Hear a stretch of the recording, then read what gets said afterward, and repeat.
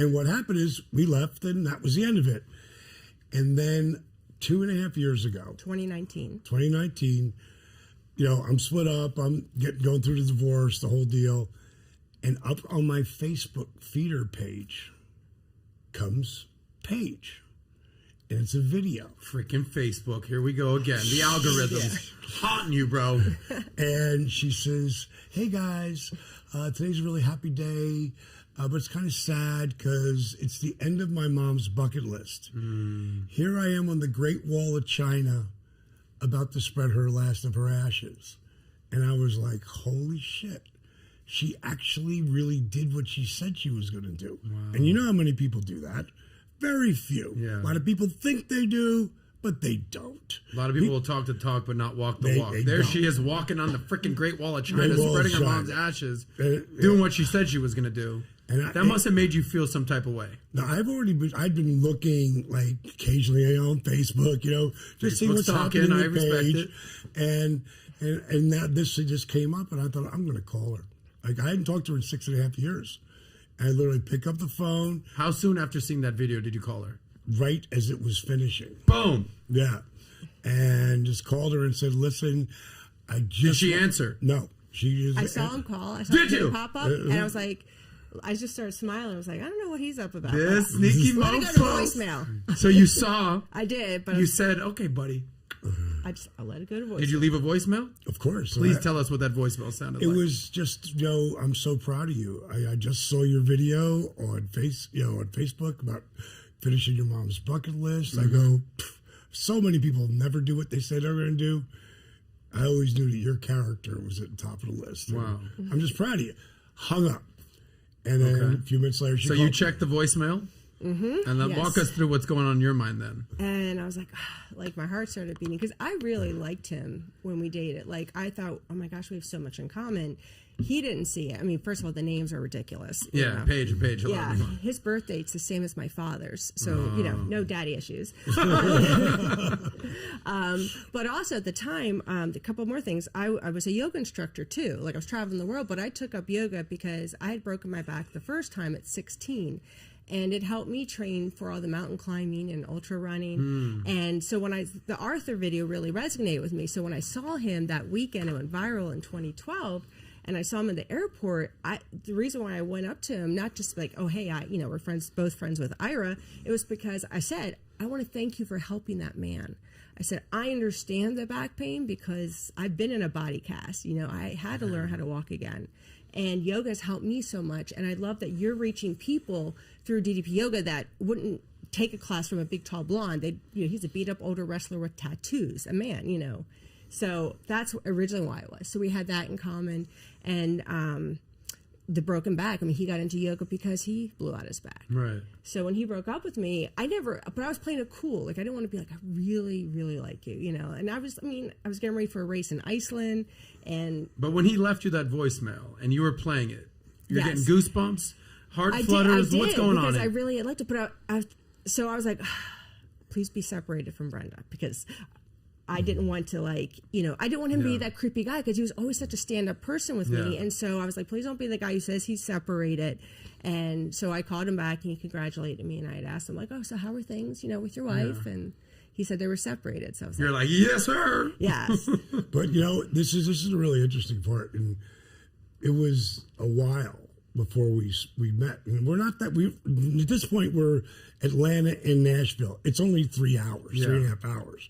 But we decided to talk and really get to know each other. It reminds me, because I saved almost all of them, the texting, because the texting are letters from, John Quincy Adams, the love letters he wrote to his wife. Right. And how we went through this period of really getting to know each other, like asking the hard questions. Right. Before you guys met up? Yes. How long did you guys talk? Oh, she's saying 3 months? 3 months. Before you met up in person? Yes. And then when you guys met up in person... Wait, let's not... Sparks, we're not there yet? Let's not get here. Slow down, buddy. There was something that just happened. There was something that happened over this period of really getting to know each other. Like, I said, ask me anything. Because I'm not a liar. I will tell you... Open book. Open book. Especially never doing it again. Like, there's nothing I won't tell her, or vice versa. I mean, nothing. There's nothing. And I don't ever have to think about anything. Is that the best approach in a relationship? For me, that full disclosure? For me. What are the benefits of that? Of being so open with your lady? Well, I'll give you the thing that she sent me right before it, and I'll tell you why it worked. Because it doesn't work with everybody. Because other people, they're different. And she sent me this one thing right before we're about to see each other. And she said, finding someone's true love is finding someone who speaks your language, so you don't spend an eternity translating your soul. We speak each other's language. Yeah. And if you don't speak each other's language, like my last, when I was going through the, because I was trying to save the marriage towards the end, or I should say in the beginning of the end. And the friggin' counselor was like, you guys are oil and water. Oh, damn. Like, you do not belong together. You know what I mean? When that's how, I didn't say it, he said it. He's the guy who's supposed to be pulling it together. What does it mean to speak each other's language? Because obviously you're both speaking English. Like, that's not, there's a hidden meaning there. What does it actually mean to speak each other's language? What's the love language? What do you think, Paige? I think that, we're both very open-minded people, and we're non-judgmental, and I think that's key. We also don't have any ulterior motives. I don't need his money. I'm financially independent. I'm good, baby. My mom told me to be debt-free. I don't have DDP money, but I'm fine, and and I'm way low maintenance. But we just, I don't know, I just always know, he knows what I'm thinking before I do, and it's vice versa with things. We can, just little things we can see with each other, like, I don't know, we know the mood changes, and we just talk to each other. We've never had a fight in 2.5 years. Compare that to when you said with your previous relationship you spoke a different language. What does that mean?